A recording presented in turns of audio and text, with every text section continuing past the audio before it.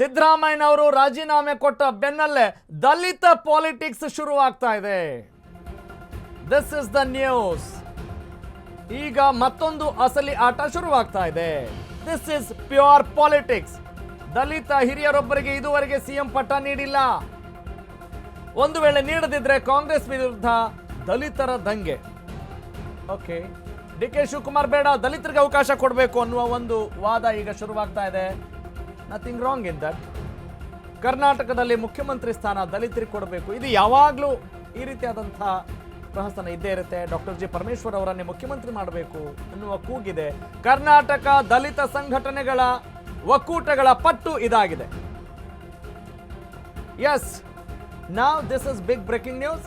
ಸಿದ್ದರಾಮಯ್ಯನವರು ರಾಜೀನಾಮೆ ಕೊಡ್ತಾ ಇರೋ ಬೆನ್ನಲ್ಲೇ ದಲಿತ್ ಕಾರ್ಡ್ ಪಾಲಿಟಿಕ್ಸ್, ದಲಿತ ಹಿರಿಯರೊಬ್ಬರಿಗೆ ಸಿಎಂ ಪಟ್ಟ ನೀಡಬೇಕು ಅನ್ನುವ ಕೂಗು ದಲಿತ ಸಮುದಾಯದ ಮುಖಂಡರಿಂದ ಕೇಳಿಬರ್ತಾ ಇದೆ.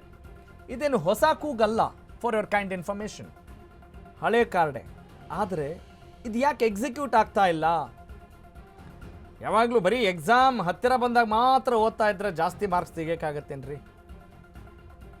ಮೊದಲಿನಿಂದಲೇ ಓದ್ತಾ ಇರಬೇಕು, ಅಂದರೆ ಆ ತೀವ್ರತೆ ಇರಬೇಕು. ಕೆಲವೊಂದ್ಸಲ ಅದರ ಪಾಸಿಬಿಲಿಟಿನೇ ಇಲ್ವಾ ಅನ್ನುವ ಥರದ ವಾತಾವರಣ ಕೂಡ ನಿರ್ಮಾಣವಾಗಿರುತ್ತೆ. ಅಂತಹದ್ದು ಇದೆ. ಈಗ ಇವ್ರು ಕೇಳ್ತಾ ಇರೋದು ತಪ್ಪು ಅಂತ ಹೇಳೋಕ್ಕಾಗತ್ತಾ? ಖಂಡಿತ ಇಲ್ಲ. ಪ್ರತಿಯೊಬ್ಬರಿಗೂ ಕೂಡ ಅವರದ್ದೇ ಆದಂಥ ಒಂದು ಸ್ವಾತಂತ್ರ್ಯ ಇದೆ. ಆದರೆ ಆ ಕೂಗಿಗೆ ಬಲ ಬರಬೇಕು ಅಂತ ಹೇಳಿದ್ರೆ ಇನ್ನಷ್ಟು ಒಗ್ಗಟ್ಟಿರಬೇಕಾಗತ್ತೆ. ಅದೇ ರೀತಿಯಾದಂಥ ಛಾತಿ ಇರಬೇಕಾಗತ್ತೆ ನಾಯಕರಲ್ಲೂ ಕೂಡ. ಹೌದ್ರಿ, ದಲಿತರು ಹಿಂಗೆ ಹೇಳ್ತಾ ಇದ್ದಾರೆ,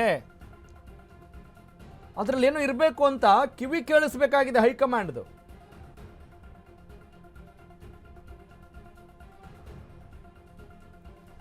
ಓಕೆ, ಈಗ ಎಲ್ಲ ನಿನ್ನೆ ಸಿದ್ದರಾಮಯ್ಯನವರ ಅಭಿಮಾನಿಗಳು, ಅಹಿಂದ ಮುಖಂಡರ ಮಾತುಗಳನ್ನು ಕೂಡ ನೀವು ಕೇಳಿಸ್ಕೊಂಡಿರ್ತೀರಿ. ಇವರೇ ಮುಂದುವರಿಬೇಕಿತ್ರಿ ಅಂತ ಅಲ್ವೇ? ಈಗ ದಲಿತ ಮುಖಂಡರೊಬ್ಬರು ಸುರೇಶ್ ರಾಜ್ ಅನ್ನೋರು ಮಾತನಾಡಿದ್ದಾರೆ ಈ ವಿಚಾರಕ್ಕೆ ಸಂಬಂಧಪಟ್ಟ ಹಾಗೆ. ಬನ್ನಿ ಕೇಳಿಸ್ಕೊಳ್ಳೋಣ. ನಮಗೆ ಇದು ಒಳ್ಳೆ ಅವಕಾಶ ದಲಿತನ ಮುಖ್ಯಮಂತ್ರಿ ಮಾಡಲಿಕ್ಕೆ. ದಲಿತನೆಯನ್ನು ಮುಖ್ಯಮಂತ್ರಿ ಇವತ್ತಿನ ದಿವಸ ಮಾಡಿಲ್ಲ ಅಂದರೆ ಕಾಂಗ್ರೆಸ್ ಹೈಕಮಾಂಡು, ಇಡೀ ಕರ್ನಾಟಕದಲ್ಲಿ ಕಾಂಗ್ರೆಸ್ ಇರಲ್ಲ. ಕಾಂಗ್ರೆಸ್ ಕರ್ನಾಟಕದಲ್ಲಿಲ್ಲ ಅಂದರೆ ಇಡೀ ಇಂಡಿಯನಲ್ಲಿ ಎಲ್ಲೂ ಬರಲಿಕ್ಕೆ ಚಾನ್ಸೇ ಇಲ್ಲ. ಕಾಂಗ್ರೆಸ್ ಇತ್ತಂತ ಒಂದು ಇತಿಹಾಸದಲ್ಲಿ ಉಳಿದೋಗುತ್ತೆ. ಕಾಂಗ್ರೆಸ್ ಅಂತೂ ಯಾವ ಒಂದು ಸ್ಟೇಟ್ನಲ್ಲೂ ಬರೋಕ್ಕೆ ಚಾನ್ಸೇ ಇಲ್ಲ. ಇದು ಒಂದು ಒಳ್ಳೆ ಅವಕಾಶ ಇದೆ ಕಾಂಗ್ರೆಸ್ಗೆ. ಅದರಿಂದ ಕಾಂಗ್ರೆಸ್ ಹೈಕಮಾಂಡು ಇಲ್ಲಿ ದಲಿತರ ಮುಖ್ಯಮಂತ್ರಿ ಮಾಡಿದರೆ ಒಂದು ಒಳ್ಳೆ ಬೆಳವಣಿಗೆ ಇರುತ್ತೆ ಇಡೀ ಕಾಂಗ್ರೆಸ್. ನಮಗೆ ಇದು ಒಳ್ಳೆ ಅವಕಾಶ ದಲಿತನ ಮುಖ್ಯಮಂತ್ರಿ ಮಾಡಲಿಕ್ಕೆ. ದಲಿತನೆಯನ್ನು ಮುಖ್ಯಮಂತ್ರಿ ಇವತ್ತಿನ ದಿವಸ ಮಾಡಿಲ್ಲ ಅಂದರೆ ಕಾಂಗ್ರೆಸ್ ಹೈಕಮಾಂಡು, ಇಡೀ ಕರ್ನಾಟಕದಲ್ಲಿ ಕಾಂಗ್ರೆಸ್ ಇರಲ್ಲ. ಕಾಂಗ್ರೆಸ್ ಕರ್ನಾಟಕದಲ್ಲಿಲ್ಲ ಅಂದರೆ ಇಡೀ ಇಂಡಿಯನಲ್ಲಿ ಎಲ್ಲೂ ಬರಲಿಕ್ಕೆ ಚಾನ್ಸ್.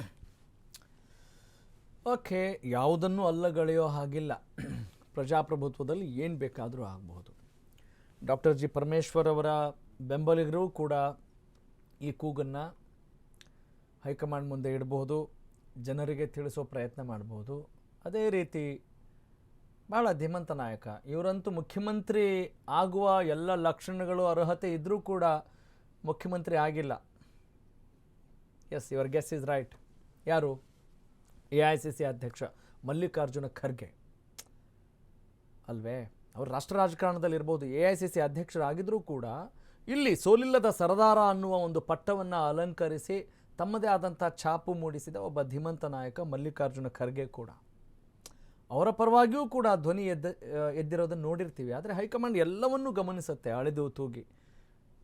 ಕುರುಬ ಸಮುದಾಯದವರು ಇರ್ತಾರೆ, ದಲಿತ ಸಮುದಾಯದವರು ಇರ್ತಾರೆ, ಎಲ್ಲ ಐ ಮೀನ್ ಅಲ್ಪಸಂಖ್ಯಾತರು, ಹಿಂದುಳಿದವರು, ದಲಿತರು ಎಲ್ಲರಿಗೂ ಕೂಡ ಅವರ ಸಮುದಾಯದ ನಾಯಕನ ಪರವಾಗಿ ಒಂದು ಜೈಕಾರ ಹಾಕುವಂಥದ್ದು ಅಥವಾ ಅವರು ಪಟ್ಟವನ್ನು ಅಲಂಕರಿಸಬೇಕು, ಉನ್ನತ ಹುದ್ದೆಯನ್ನು ಅಲಂಕರಿಸಬೇಕು ಅನ್ನೋದು ತೀರಾ ಸಹಜ. ಆದರೆ ಎಲ್ರಿಗೂ ಹಾಗೆ ಮುಖ್ಯಮಂತ್ರಿ ಸ್ಥಾನವನ್ನು ಕೊಡಲಿಕ್ಕೆ ಆಗಲ್ಲ ಅನ್ನೋದು ಕೂಡ ಅಷ್ಟೇ ನಿಜವಾಗಿದೆ.